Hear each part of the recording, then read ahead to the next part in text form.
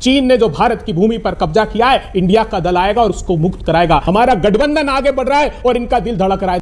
मतलब कोलकाता में 106 रुपए का पेट्रोल है और उत्तर प्रदेश में 96 रुपए का है।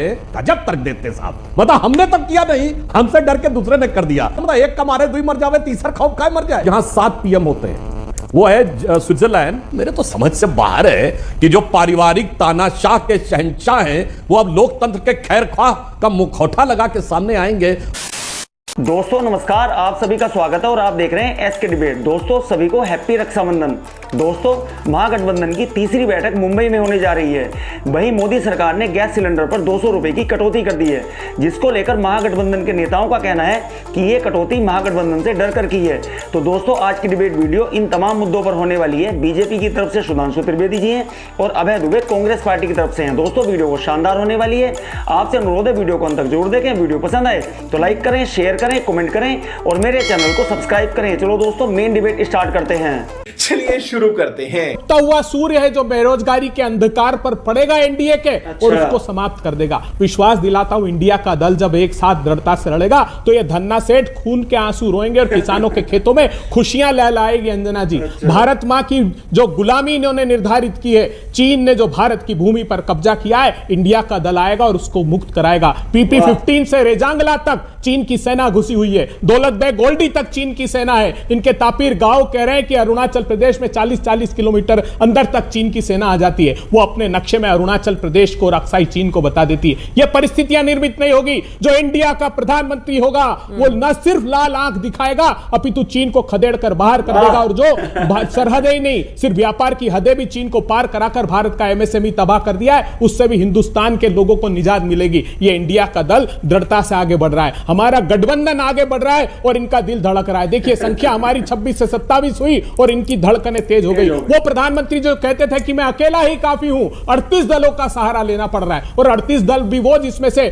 9 दल तो ऐसे जिन्होंने लोकसभा का चुनाव नहीं लड़ा, 7 दल ऐसे जिनका 16 दल ऐसे जिनका एक भी सांसद नहीं है। तो वो प्रधानमंत्री को सहारा लेना पड़ रहा है। सीमा हैदर का, अब्बास अंसारी का इतने गिर गए ये कि कर्नाटका में जिसको कहते थे कि प्रधानमंत्री की हत्या की कोशिश PFI कर रहा है, उसके राजनीतिक दल SDPI से समझौता स्थानीय निकाय में करना पड़ रहा है। इनकी पुष्पावती को इन्होंने उपाध्यक्ष और SDPI के आदमी को अध्यक्ष बना लिया। यह पराभव प्रारंभ हुआ एनडीए के दलों का। आप याद रखिएगा इस बात को। इतने भयाक्रांत है ये इंडिया के गठबंधन से कि रोज आप 200 रुपए जो कम किए इन्होंने गैस के सिलेंडर के, तो मैं कहता हूं कि भारतीय जनता पार्टी की हार के आगे महंगाई पर जीत है।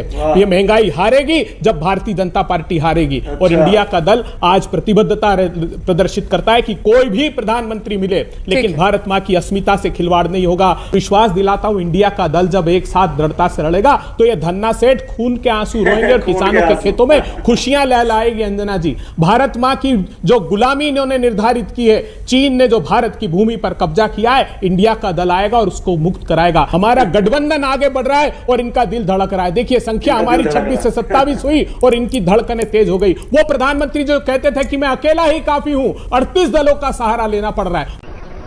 बंद करो हाथ जोड़ के। मैं अंजना जी, मैं करोड़ों दर्शकों से कहता हूं कितना सुंदर और हास्यास्पद तर्क है कि कह रहे हैं हमने तो 200 रुपए कम किए इंडिया से डर के, मगर जहां इंडिया के दलों की सरकार है उन्होंने कुछ कम नहीं किया। मतलब कोलकाता में 106 रुपए का पेट्रोल है और उत्तर प्रदेश में 96 रुपए का है, वो कम नहीं किया। राजस्थान में 108 का है और 95-96 का गुजरात है। गजब तर्क देते हैं। मतलब हमने तक किया नहीं, हमसे डर के दूसरे ने कर दिया। इस पे तो मुझे वो ज्यादा, मतलब एक का मारे दुई मर जावे, तीसरा खौफ खाए मर जाए। INDIA को जो आप इंडिया यानी भारत के अंग्रेजी नाम से कनेक्ट करना चाहते हैं तो विनम्रता से कहना चाहूंगा, मां सिर्फ भारत मां होती है, इंडिया मां नहीं होती। ठीक है, तो भारत माता की जय होता है, इंडिया माता की जय नहीं। आपके पास सब कुछ होगा। अमिताभ जी की फिल्म का डायलॉग है, हमारे पास भारत मां है। और एक बात और मैं कह दूं अंजना जी, इनकी तरफ से लगभग 7 PM के दावेदार हैं। दिल्ली से कोलकाता तक शुरू करिए तो केजरीवाल जी, अखिलेश यादव जी, तेजस्वी यादव जी, नीतीश कुमार जी, ममता बनर्जी जी, 5 तो गंगा के मैदान में हो गए, एक राहुल गांधी जी और एक शरद पवार जी। तो शायद इनकी व्यवस्था कुछ ऐसी सोच रहे होंगे। दुनिया में एक देश है, मैं दर्शकों के जनरल नॉलेज के लिए बता देना चाहता हूं, जहां 7 PM होते हैं।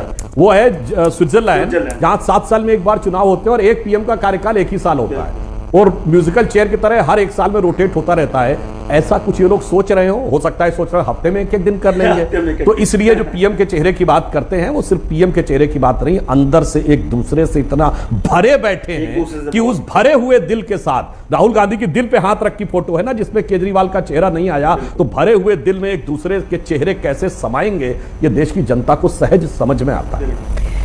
यही नहीं, अभी और सुनिए।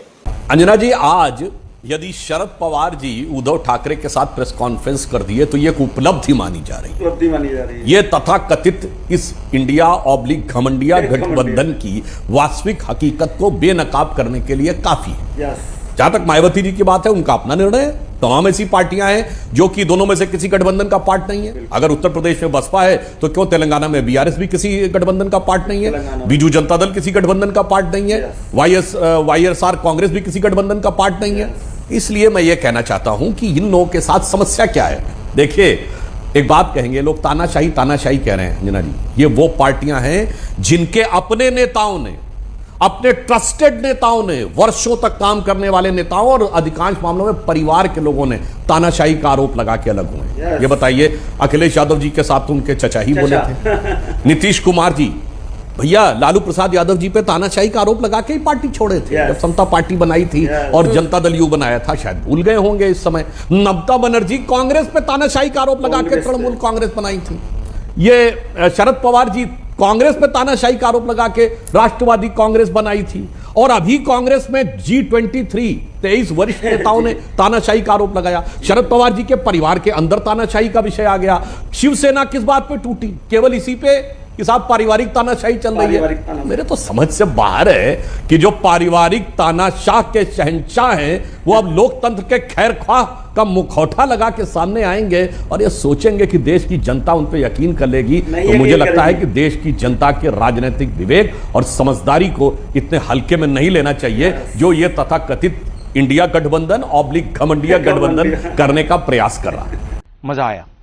देखा दोस्तों, आपने अभय दुबे और सुधांशु जी को सुना, जहां अभय दुबे ने महंगाई, बेरोजगारी और चाइना को लेकर मोदी सरकार को घेरने की कोशिश की और मोदी सरकार पर तमाम तरह के आरोप लगाए। उनके सभी आरोपों के जवाब सुधांशु जी ने तथ्यों के आधार पर और आंकड़ों के आधार पर दिए। दोस्तों, आपकी वीडियो के बारे में क्या राय है कमेंट सेक्शन में कमेंट करके बताएं। और अगर वीडियो पसंद आई हो तो लाइक करें, शेयर करें, कमेंट करें और मेरे चैनल को सब्सक्राइब करें। चलो दोस्तों, मिलते हैं अगली वीडियो में। जय हिंद, वंदे मातरम, जय श्री राम।